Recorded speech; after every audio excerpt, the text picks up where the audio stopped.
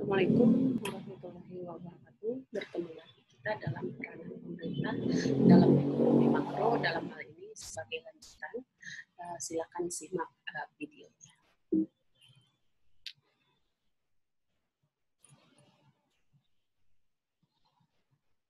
Pada pertemuan kali ini kita akan membicarakan tentang kebijaksanaan atau kebijakan daripada fiskal, ya, kebijakan fiskal. Dalam hal ini saudara bisa melihat apa-apa yang menjadi kebijakan fiskal di dalam peranan perekonomian dalam pemerintah.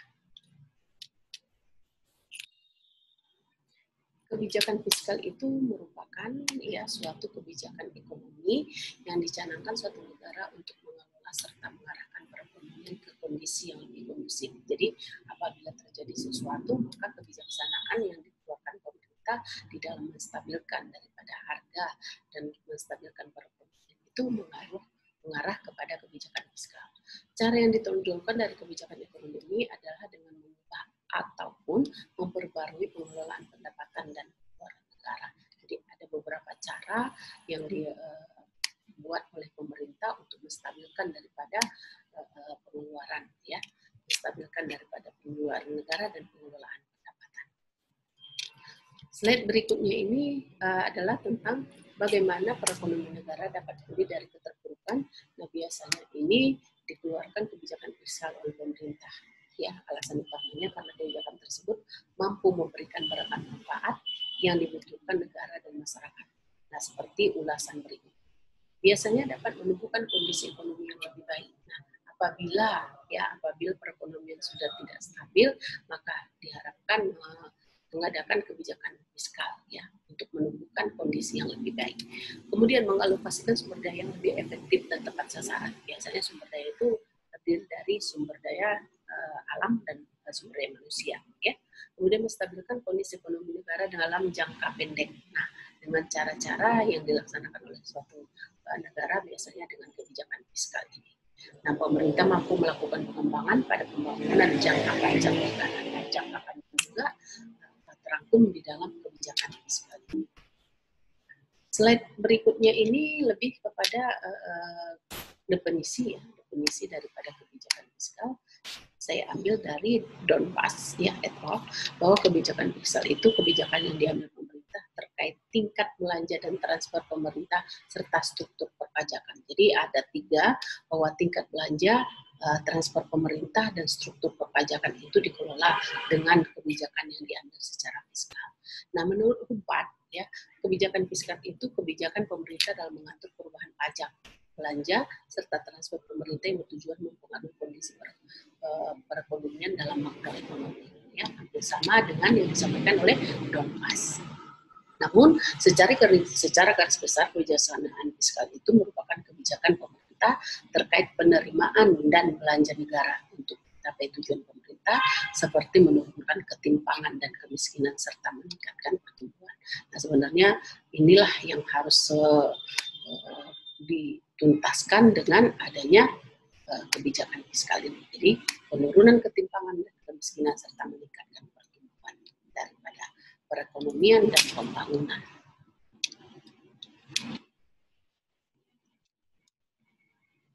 Nah, pembagian kebijakan fiskal itu terbagi terhadap kebijakan yang ekspansif, ya, ekspansif fiskal policy, dan kemudian kebijakan fiskal kontraksi, contractionary fiskal policy. Perbedaan keduanya terletak pada penilaian pemerintah mengenai penerimaan dan belanja.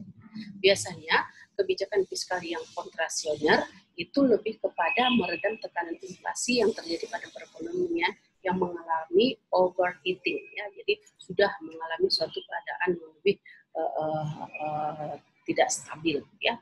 Nah, selanjutnya berdasarkan pola terjadinya siklus bisnis, ya, kebijakan fiskal dapat dikategorikan menjadi pro-cyclical, ya. Di pro-cyclical fiskal policy ini lebih kepada bagaimana kebijakan yang sifatnya mengikuti pola siklus bisnis. Jadi ini terjadi di dalam kontrasiklikal, ya. Apabila perekonomian sedang berada dalam resesi, maka pengeluaran pemerintah juga ikut rendah atau vice versa. Sebaliknya, kebijakan fiskal ini kontrasiklikal itu bersifat bertentangan dengan siklus bisnis, ya. Jadi sifat daripada ini lebih kepada bagaimana ketika perekonomian sedang dalam kondisi resesi, maka pengeluaran pemerintah justru meningkat. Jadi ada kontroversi antara pengeluaran pemerintah yang sifatnya rendah, kebijakan fiskal polisiklikal, dan kebijakan fiskal kontrasiklikal. Ya. Kemudian kita bisa melihat dari vice versa itu dari ceteris paribus, keadaan yang sedang tidak dalam gangguan. Kalau masa COVID ini berarti sedang ada gangguan, maka prosiklikal fiskal policy itu lebih mendominasi. Nah, tujuan pemerintah mengadakan atau mengeluarkan kebijakan fiskal itu ada beberapa hal. Yang pertama, menstabilkan ekonomi negara. Pertumbuhan ekonomi yang lebih stabil, mengurangi jumlah pengangguran, menekan pengeluaran negara. Sebenarnya ini sudah pernah di dalam tahun 70-an ya. Jadi terjadi resesi ekonomi sehingga tahun 70-an itu terjadi snaring ya, pemotongan harga yang biasanya dari harga 1.000 menjadi 500 tapi uangnya 1.000 ya. Jadi kalau ada uang kita 100.000 berarti uang kita itu hanya 50.000 ya, di snaring namanya. Inilah tujuan pemerintah mengeluarkan kebijakan fiskal.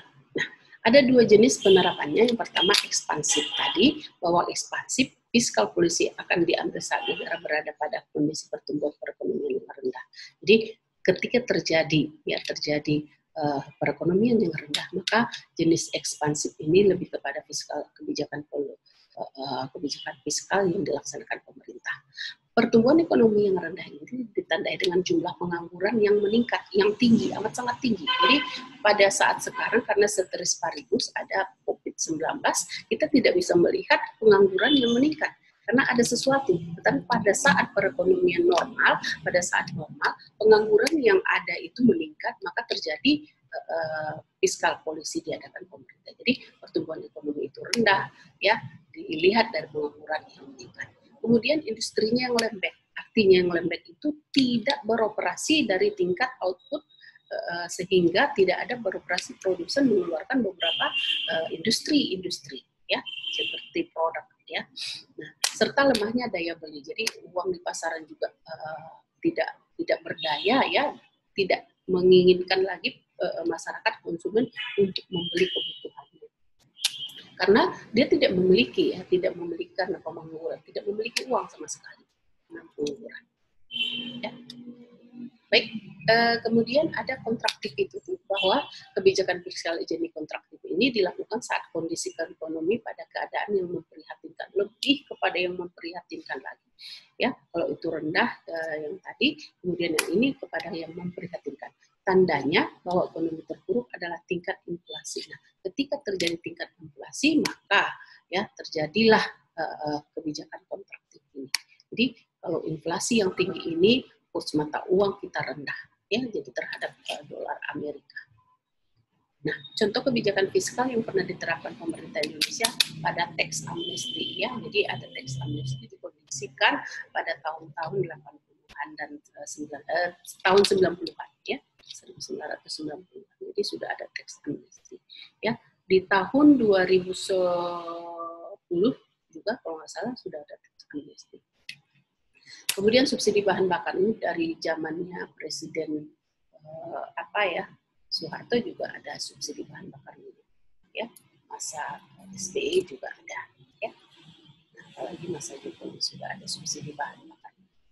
Nah, instrumen kebijakan keuangan negara secara fiskal bisa kita lihat secara praktikal. Instrumen kebijakan itu dibagi terhadap pendapatan negara sesuai dengan Undang-Undang Nomor 17 Tahun 2013, ya, bahwa sumber utama pendapatan negara adalah penerimaan pajak. Pendapatan penerimaan negara bukan pajak itu serta hibah dari ketiga sumber ini dijadikan sebagai instrumen aktif, ya. Tapi yang aktif itu adalah penerimaan pajak. Kemudian belanja negara, ya, belanja negara adalah kewajiban pemerintah pusat yang diakui sebagai pengurangi nilai kekayaan kebersih, ya. Secara umum terdapat dua jenis belanja yang sifatnya transfer ke daerah dan dana desa. Nah, sekarang sedang musimnya transfer, ya, belanja transfer ini dana desa juga sedang dikelola. dikelola, apalagi dalam keadaan ceteris paribus, kondisi yang tidak stabil di dalam perekonomian terjadi COVID-19.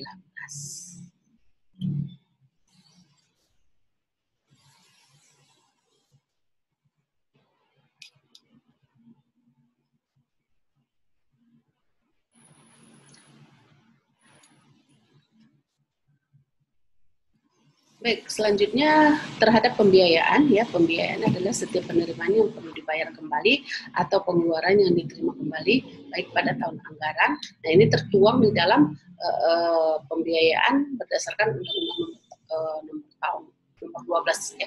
Sebenarnya ini nomor 17 ya, nomor 17 tahun 2013 ya, pasal 12 dan 13 secara garis besar bahwa pembiayaan utang pembayaran itu terhadap pemberian pinjaman, kewajiban penjaminan, dan pembiayaan lainnya. Baik, kita masuk ke slide berikutnya, yaitu anggaran defisit dibagi menjadi beberapa bagian ya. Di dalam kondisi ini ada defisit konvensional ya. Jadi defisit konvensional itu dihitung berdasarkan selisih antara realisasi total pembelanjaan dan total pengeluaran. Nah, biasanya di dalamnya ada dana hibah. Jadi defisit jenis ini lebih kepada selisih ya, selisih defisit konvensional. Ada defisit moneter ya, jadi defisit yang dihasilkan diperoleh dari perhitungan berdasarkan selisih antara realisasi total ya kepada pembayaran pokok atau hutang ya. Ada defisit operasional, itu dengan defisit moneter perbedaannya dalam nilai yang diukur ya. Ini dihitung biasanya real ya, dari asli nilai nominal. Ada defisit primer, bahwa di dalam defisit primer ada defisit yang dimana dihitung dari seluruh antara realisasi dan belanja. Baik, peran pemerintah ada kebijakan moneter, kebijakan fiskal ya. Dan ini sudah kita bahas tadi. Kemudian kebijakan internasional. Nah, kebijakan internasional itu bisa kebijakan promosi ekspor, kebijakan subsidi import, kebijakan proteksi industri.